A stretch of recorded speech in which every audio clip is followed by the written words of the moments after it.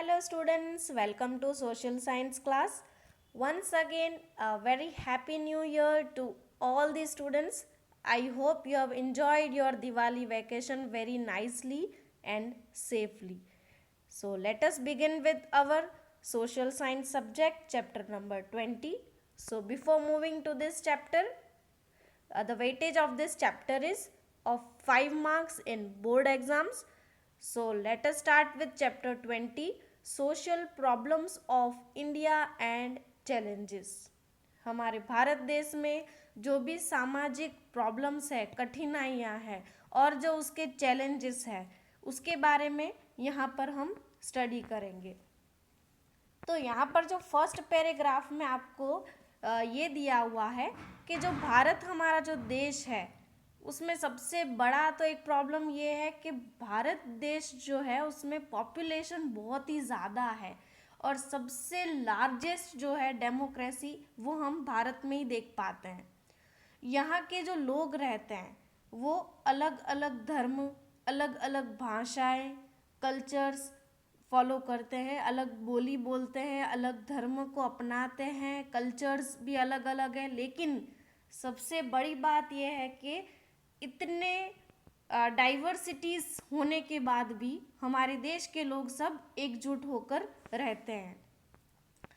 यहाँ पर सबसे बड़ा जो इम्पोर्टेंट कैरेक्टरिस्टिक्स हमारे भारत देश का ये है कि हमारे भारत देश का जो कल्चर है वो कैसा है, कोऑर्डिनेटिंग है और साथ ही साथ सिक्युलरिज्म. तो आपने सिक्युलरिज्म के बारे में क्लास 9 में स्टडी तो किया ही हुआ होगा. सिक्युलरिज्म मतलब क्या होता है कि हमारे भारत देश के जो लोग हैं वो अलग अलग धर्म को फॉलो कर सकते हैं. कोई भी धर्म पर्टिकुलर फॉलो करना ये कोई कंपलसरी नहीं है. We the people of India have a fully freedom to follow any of the religion. ये हमारे कॉन्स्टिट्यूशन के अंदर भी मेंशन किया हुआ है. तो दो इम्पॉर्टेंट कैरेक्टरिस्टिक्स क्या रहेंगे, कोऑर्डिनेटिंग कल्चर और दूसरा सेक्युलरिज्म. तो ये तो दो इम्पॉर्टेंट कैरेक्टरिस्टिक्स की बात हुई. अब अगर हम हमारे जो भारतीय समाज है अगर हम उसमें देखेंगे तो उसकी जो प्रणाली है वो बदलती जा रही है. पहले लोग ट्रेडिशनल थे, अब देखा जाए तो आप काफ़ी बदलाव देखते होंगे. कल्चर में भी, रिलीजन्स में जो है वो काफ़ी मॉडर्न होता जा रहा है हमारा सोसाइटी. और उस चेंजेस के साथ साथ एक हमें पता है कि एक सिक्के के दो पहलू होते हैं. तो कुछ पॉजिटिव है तो उसके साथ कुछ नेगेटिव भी आया हुआ है, थोड़े हिंड्रेंस तो उसमें भी है. तो ये बदलाव के कारण भी काफ़ी प्रॉब्लम्स आई हुई है. कैसी प्रॉब्लम्स, सोशल, सामाजिक, इकोनॉमिक मतलब आर्थिक, पॉलिटिकल मतलब राजनैतिक, कल्चरल प्रॉब्लम्स. ये सारी जो भी प्रॉब्लम्स है वो भी उसी के साथ जुड़कर आई हुई है. तो बेसिकली इस चैप्टर के अंदर हम दो मेन इम्पॉर्टेंट टॉपिक के बारे में बात करेंगे. पहला है कम्युनलिज्म और दूसरा है कास्टिज्म. स्टूडेंट्स ये दोनों का मीनिंग अगर हमें समझ में आएगा तो उसके रिलेटेड हमें ऑटोमेटिकली पूरा चैप्टर जो है वो समझ में आ जाएगा. सेकेंड पैराग्राफ की ओर बढ़ते हैं. तो यहाँ पर हमने ये चीज़ पहले भी मैंने डिस्कस कर ली कि हमारे भारत देश के जो लोग हैं वो अलग अलग धर्म, अलग कास्ट, अलग लैंग्वेजेस को फॉलो करते हैं. लेकिन हमें ये चीज़ नहीं भूलनी चाहिए कि जब हमारे देश की आज़ादी की जो लड़त चल रही थी उस टाइम पे सब एकजुट हो गए थे. तभी ना तो कोई धर्म था, ना कोई कास्ट को कोई इम्पोर्टेंस दिया गया था, ना कोई बोली को इम्पोर्टेंस दिया गया था. बस एक ही चीज़ की रट लगी थी कि हमारे देश को आज़ादी चाहिए. तो ये सबसे बड़ा इम्पोर्टेंट जो बोल सकते हैं पॉजिटिव पॉइंट है हमारे भारत देश के लिए. तो ये जो सारी हारमनी थी उस टाइम पे, हारमनी मतलब एकजुटता थी, यूनिटी थी, टॉलरेंस थी. ये जो पास्ट में जो चीज़ें थी जब हमारा देश आज़ाद हो रहा था वो चीज़ इंडिपेंडेंस के बाद जैसे गायब ही हो गई हो. अब यहाँ पर सबसे पहले कम्युनलिज्म के बारे में बात करते हैं. वो गायब हो तो गई, जो भी हारमनी थी, यूनिटी थी, लेकिन देखा जाए तो अब दो फैक्टर्स हैं जो पूरे देश को बोलते हैं देश का पूरा सर्वनाश कर देंगे, तो ये चीज़ के लिए हमको उसके अगेंस्ट फाइट करना होगा। तो communalism, religion is a matter of faith and reverence. धर्म क्या है? एक मैटर है फेथ और रिवरेंस का, मतलब श्रद्धा और आस्था है। धर्म कैसा है? धर्म एक तरह से श्रद्धा और आस्था पर डिपेंडेंट है। Generally every person follow one और द अदर रिलीजन और sect. India is a secular country, thus communal behavior is against the spirit of constitution। तो यहाँ पर हमने ये तो स्टडी कर लिया कि धर्म एक आस्था और श्रद्धा का प्रतीक है। यहाँ पर जो लोग रहते हैं इंडिया में, वो एक या तो एक से ज़्यादा धर्म फॉलो कर सकते हैं। India is a secular country, ये भी हमने स्टडी किया हुआ है।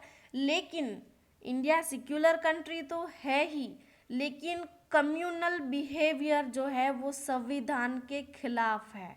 कम्युनल बिहेवियर मतलब कोमवाद। अगर जो भी पर्सन्स रहते हैं वो एकजुट होकर रहते हैं, और उसमें जब कोमवाद की भावना आ जाती है तब एक डिस्प्यूट खड़ा होता है, तब एक बड़ी प्रॉब्लम खड़ी होती है। When a group of people of a religion, I am reading the paragraph of communalism, first paragraph जो है उसकी 4th लाइन में रीड कर रही हूँ। आई होप आप मेरे साथ रीड करते करते समझ रहे होंगे। When a group of people of a religion और sect oppose other religion or sect because of any reason, communal tension arises। वही चीज़ मैं वापस दोहरा रही हूँ। क्या लिखा हुआ है कि जब कोई ग्रुप ऑफ पीपल अपने धर्म का दूसरे धर्म के साथ कंपेयर करता है या तो सुपीरियर दिखाने की कोशिश करता है, तब एक कम्युनल टेंशन उत्पन्न होता है। When the people of any religion or sect try to show superiority of their religion in comparison with other religions and give more importance to religious interest, then they look at every citizen not as an individual but from a communal perspective। तो काफ़ी easy है ये paragraph. यहाँ पर क्या बताया हुआ है, कम्युनलिज्म पैराग्राफ के अंदर ये बताया हुआ है कि धर्म जो है वो श्रद्धा और प्रतीक का श्रद्धा और आस्था का एक प्रतीक है। देखा जाए तो अगर एक पर्सन दूसरे धर्म को फॉलो कर सकता है, मतलब एक जो पर्सन है वो दूसरे धर्म को फॉलो कर सकता है, और इसीलिए इंडिया को क्या माना गया है? सेक्युलर कंट्री माना गया है। लेकिन जब एक कोमवाद की भावना खड़ी होती है या तो उत्पन्न होती है, तब जो बोलते हैं एक टेंशन अराइज होता है। एक धर्म के जुट के लोग दूसरे धर्म के जुट के लोगों को कंपेयर करता है कि इसका धर्म ये है, इसका धर्म ये है, ये फलाना है, मतलब the way they are comparing the other religion. दूसरे रिलीजन को जब आप कंपेयर करते हो और उनको नीचा दिखाने की कोशिश करते हो, तब कम्युनल टेंशन अराइज होता है, तब कोमवाद की भावना खड़ी होती है। तो यही रीज़न के वजह से हमारा जो देश है वो इन मुसीबतों का सामना कर रहा है। सेकेंड पैराग्राफ की ओर बढ़ते हैं। Even after so many years of independence we have not been able to solve the problems of communalism. Communalism is harmful in different ways. It leads to social tension in the country. People consider their own friends as enemies or rivals, because of which the atmosphere of difference and hatred is created. Communal tension leads to communal riots or quarrels. All these things are harmful for democracy, national integrity and development of nation। हमारा देश आज़ाद हुआ तब से लेकर अब तक हम अभी भी कम्युनलिज्म की जो प्रॉब्लम्स है उसको दूर नहीं कर पाए। कम्युनलिज्म जो है उसकी जो कोमवाद की भावना है वो हमें काफ़ी अलग अलग तरीके से हानिकारक है। देखा जाए तो अगर हमारे अच्छे फ्रेंड्स हो, अच्छे रिलेशंस जिन पर्सन से हो, उनमें अगर कोमवाद की भावना आ जाती है तब एक कम्युनल टेंशन खड़ा होता है, और यही एटमॉस्फेयर के वजह से अच्छे रिलेशंस, क्लोज रिलेशंस और फ्रेंड्स जो है वो एनिमीज का रूप या तो दुश्मन का रूप धारण कर देता है, या तो राइवल, मतलब एक तरह से इंडिया पाकिस्तान जैसी सिचुएशन खड़ी हो जाती है। कम्युनल टेंशन के वजह से काफ़ी जो बोलते हैं कर्फ्यू, फिर झगड़े, ये सब कम्युनल टेंशन से उत्पन्न होते हैं। और ये सारे जो राइट्स और क्वेरल्स है उसकी वजह से जो है हमारे देश की जो डेमोक्रेसी है उसको नुकसान होता है, उसको हानि पहुंचती है, हमारे देश की अखंडता, नेशनल इंटीग्रिटी को हानि पहुंचती है।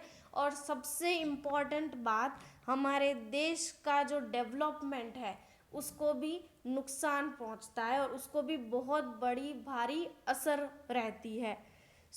ये तो कम्युनलिज्म के बारे में हमने स्टडी कर लिया, लेकिन कम्युनलिज्म से हम कैसे बाहर आ पाएंगे, ये जो कोमवाद है उस भावना से हम कैसे निकल पाएंगे, उसके लिए क्या क्या वेज है जो हमें फॉलो करने चाहिए। तो सबसे पहले स्ट्रगल अगेंस्ट कम्युनलिज्म के अंदर फर्स्ट पॉइंट है, सबसे पहले गवर्नमेंट को बहुत ही स्ट्रिक्ट एक्शन लेना चाहिए। जो भी पर्सन या तो जो भी सिटीजन्स कम्युनल भावना रखता हो, या तो ऐसे कम्युनल जो भी एलिमेंट्स है उसको दूर करने के लिए गवर्नमेंट को इसके रिलेटेड स्ट्रिक्ट एक्शंस लेने चाहिए। ये तो फर्स्ट पॉइंट हुआ। सेकंड पॉइंट क्या है? एजुकेशन। ये सबसे इम्पॉर्टेंट पॉइंट है। एजुकेशन है वो सबसे बड़ा रोल प्ले करता है कोमवाद को हटाने का। तो कैसे?